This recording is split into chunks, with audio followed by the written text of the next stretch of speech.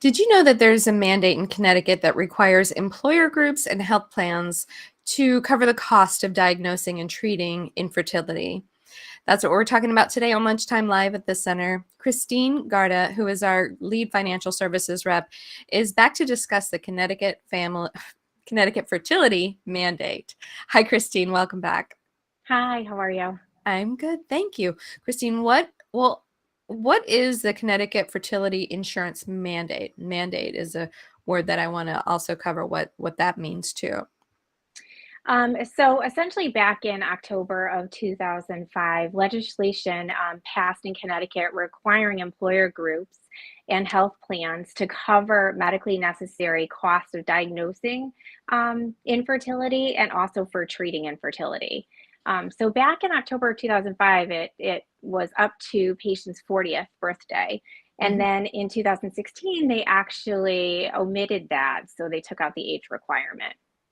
So there's no age requirements. What are the requirements or limits of coverage? Yeah, so essentially what a patient does is they have the potential opportunity to have coverage if they meet the medical criteria. So the mandate requires a patient to be successfully trying to conceive for at least 12 months or sustain a successful pregnancy.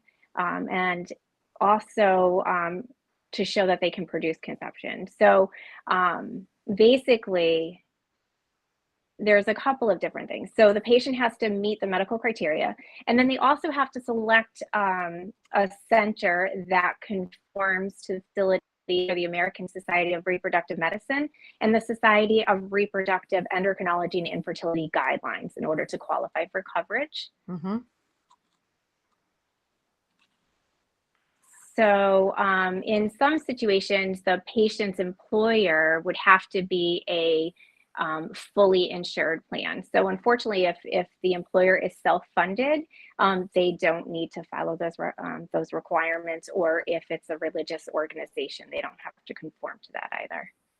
Okay, so otherwise, so we have several self-funded companies in Connecticut, right? Connecticut, right? So Correct. the rest who are not self-funded are required to have this mandate or to offer this coverage.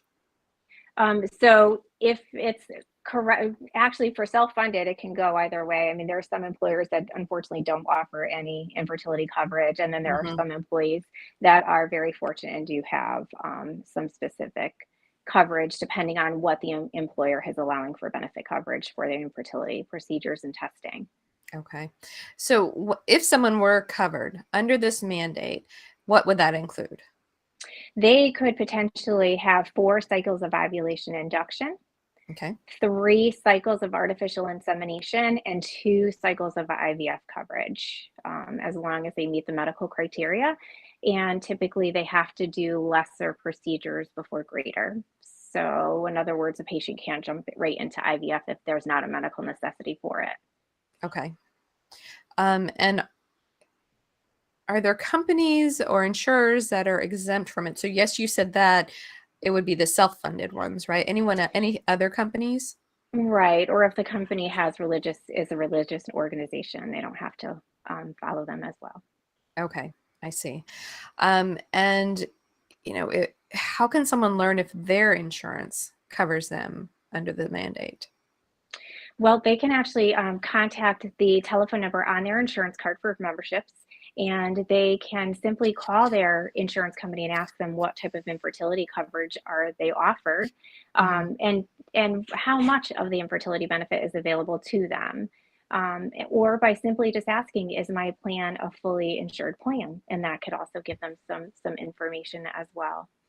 Is it something that we do as well, or do we ask that they do it prior to coming to see us?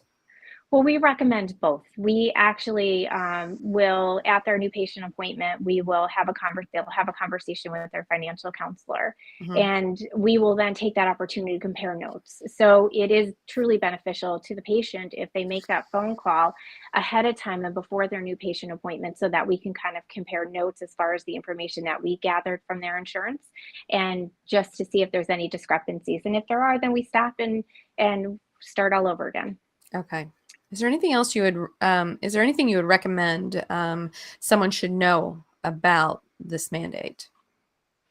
It's important to understand that a patient does have to meet the medical guidelines in order to access that benefit coverage. Okay. So it's not just for anybody, you have to meet certain guidelines. Correct. Yep.